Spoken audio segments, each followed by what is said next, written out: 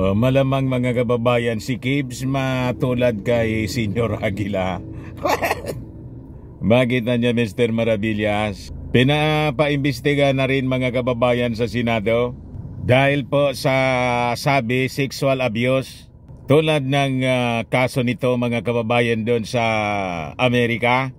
May resolusyon kasi mga kababayan na final si Senator Risa Hontiveros. At I think ang sabi dito sa latest na balita, may dumulog sa kanya na 2 members ng church ni Pastor Kibs na sabi biktima ng physical and emotional abuse.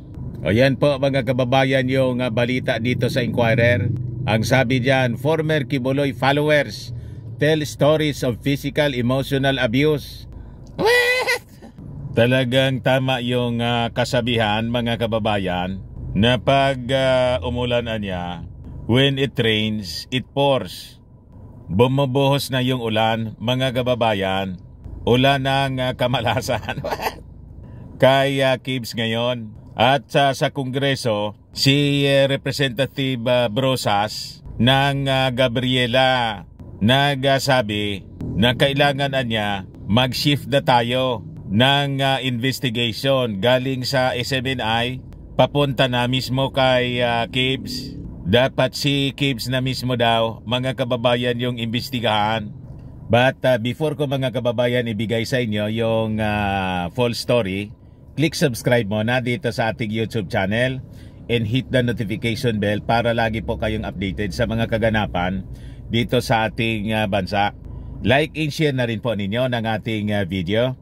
At wag na rin po ninyo na skip yung ating mga commercial ads para tuloy-tuloy lang ang pag-unlad ng bagong Pilipinas. So ito yung balita ngayon mga kababayan.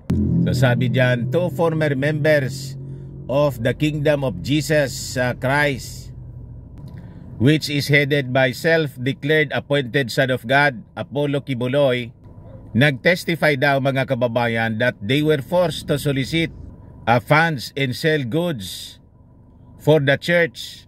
So yun po mga kababayan ang sabi ni Senator Risa Hontiveros sa ginawang press conference mga kababayan kahapon. So siguro mga kababayan, because of the controversy na kinasangkutan mga kababayan ng istasyon ni Kibs, yung SMNI, ayon, sumabay na rin yung mga naagrabyado ng may-ari ng universe. Pumunta siguro kay Senator Hontiveros para humingi ng tulong at makamit ang hustisya mga kababayan. Although alam naman natin po na si Kibs may pending case po sa Amerika for sexual abuse. Pero ito, iba naman po ito mga kababayan. So sabi dyan sa balita ng Inquirer, the former KOJC members presented videos so supposedly endured physical and emotional abuse. One of them was Arlene Stone, who now lives in Minnesota sa Estados Unidos po, in the United States. Amerikana po, mga kababayan. So sabi rito, according to Stone, she used to be a member nitong Kingdom of Jesus Christ inner circle. So isa siya mga kababayan na siguro sa mga na-convert ng mga missionary po ni Kibs. Now itong mga female inner circle members daw are obliged to render personal support services kay Kibuloy. Those within the innermost circle, on the other hand daw, are obliged to have sexual relations with him. Matindi mga kababayan ang binitawang revelasyon. Although sabi nga natin po, hindi na to bago kasi may formal ng reklamo sa kanya po sa Amerika. So sabi po dyan, I was 15 years old when I first converted to Kibuloy. Napakabata pa pala mga kababayan. Kaya madali pong na kumbinsi. We were forced to beg there for money in Amoranto. Sila yung pinapaikot mga kababayan, pinapapunta sa kung saan-saan para manghingi ng pera ng abuloy po. May mga ganitong nakikita din tayo mga kababayan kahit dyan sa Metro Manila, kahit dito po sa amin. Yung mga religious organizations na umaakyat po sa mga buses, mga jeepneys po, mga public transport. Tapos gamit po yung pangalan ng ating Panginoong Hesukristo para sa pangangawarta. Marami tayong nakikitang ganyan sa kalsada.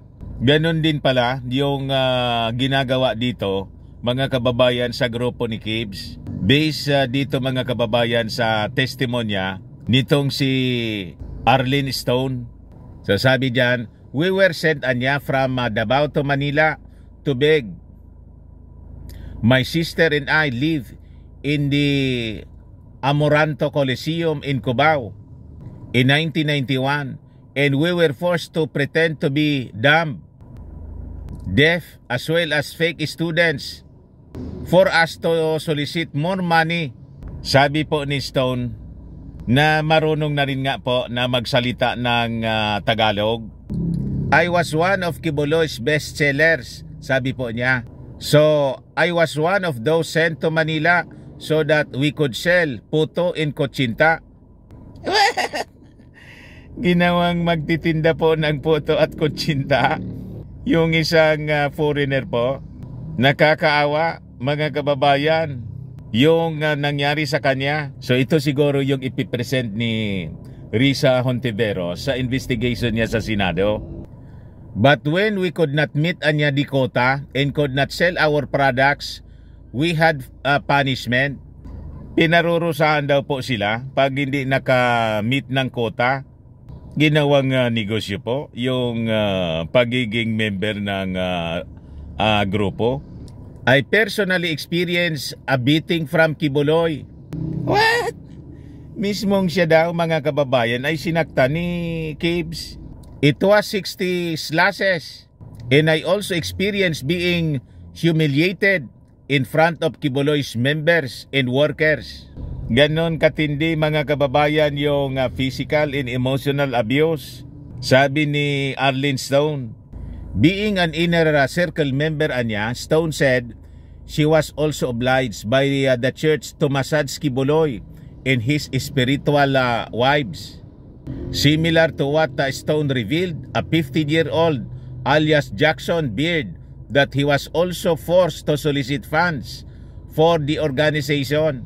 So yung na-interview pala mga kababayan ay yung nakuhang testimony, I should say, ni Risa Hontiveros, isang babae at isang lalaking member ng grupo ni Kibs. So sabi rito, Hontiveros earlier filed a resolution seeking to investigate Kibuloy and the Kingdom of Jesus Christ alleged involvement in criminal activities such as sexual abuse and human trafficking. Yon mga kababayan ang purpose kung bakit nag-file ng resolution sa Senado si Senator Risa Hontiveros, na ang sabi nag-file siya ng resolution dahil may lumapit sa kanya na mga members ng Kingdom of Jesus Christ ni Kibs at humihingi po ng tulong sa kanya. So yan po ang sabi rito sa balita. Among the allegations that Kibuloy committed, ayan po yung large-scale human trafficking, saka po rape. So yun po yung aabangan natin sa mga susunod na araw po. Di ano niya Mr. Maravillas, baka magpalabas ng pahayag si Inday tungkol dyan. Tingnan natin mga kababayan kung pati dito sa gagawing investigasyon ng Senado ay mangialam si Inday. Kasi yung involved dito, yung iimbestigahan, kaibigan ng kanyang tatay. So yun po ang kaabang-abang. Diba? So yun man lang po mga kababayan ang ating mga developments ng balita. Ako po si Dante Maravillas. Bye-bye po. God bless.